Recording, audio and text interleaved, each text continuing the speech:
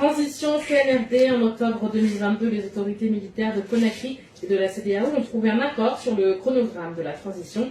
24 mois, c'est le délai qui a été contenu pour le retour à l'ordre constitutionnel. Un an après, les chemins devant mener à la réalisation de cet engagement sont toujours obstrués. Aucune visibilité ni de lisibilité ne se présente sur le niveau d'exécution des activités contenues dans le chronogramme, d'où la question à quand la fin de la transition guinéenne. C'est la plume de Mamoudou Badila Keïta. Bonjour. Bonjour Sidi, bonjour Félix, bonjour à tous ceux qui nous pratiquent dans les quatre coins du pays. On ne le dit jamais assez, mais aucune transition politique au monde ne saurait mettre fin au problème de gouvernance dans un État.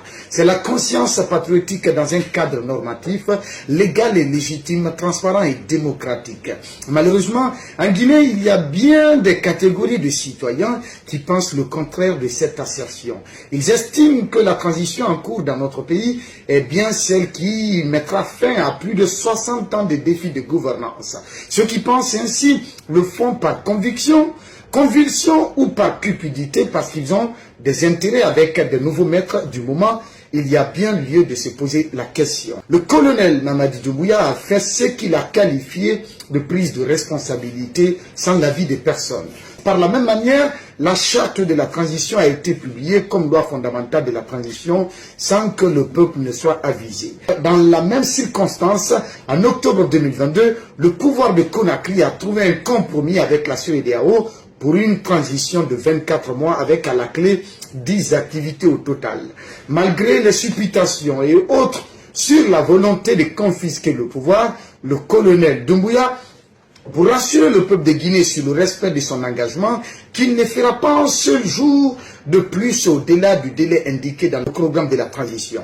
Avec le temps, le discours semble évoluer et la question du retour à l'ordre constitutionnel ne figure plus parmi les priorités du CNRD. Le goût du pouvoir se fait de plus en plus sentir et les acteurs qui en profitent se montrent tout heureux de défendre bec et ongle la cause du CNRD. Cependant, la grande majorité des Guinéens attendent avec impatience la réalisation de cet objectif qui remet le pays sur le chemin de la démocratie et de l'état de droit.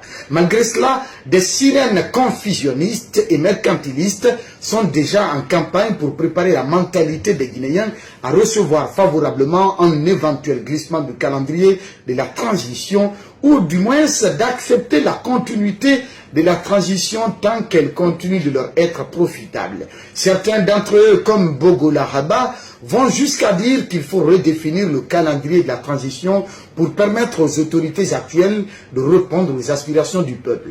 En le faisant, il oublie qu'il jette un discrédit sur la crédibilité du CNRD quant au respect de son engagement, en ce sens que le chronogramme indiqué n'est rien d'autre que de la conception du CNRD lui-même, ou tout simplement que le dit calendrier n'a pas été bien réfléchi par ses auteurs, ou encore qu'il n'a été qu'un paravent pour tromper la vigilance du peuple. Si cette courtisanerie de Bogola Rabat venait à être effective, la question sur la redéfinition de la transition elle-même pourrait s'imposer sans équivoque. Parce que le non-respect par le CNRD de son engagement vis-à-vis du peuple remet en cause la crédibilité de tous les autres organes de la transition. Donc, redéfinir le calendrier au gré du CNRD pourrait amener à redéfinir également la transition, son contenu, ses organes et ses dirigeants au gré de l'ensemble des forces vives de Guinée. On aura ainsi permis au peuple de se faire entendre. La transition n'est pas un mandat légal. Mamoudou Badila Keïta, merci en tout cas pour sa plume, toujours égal à lui-même.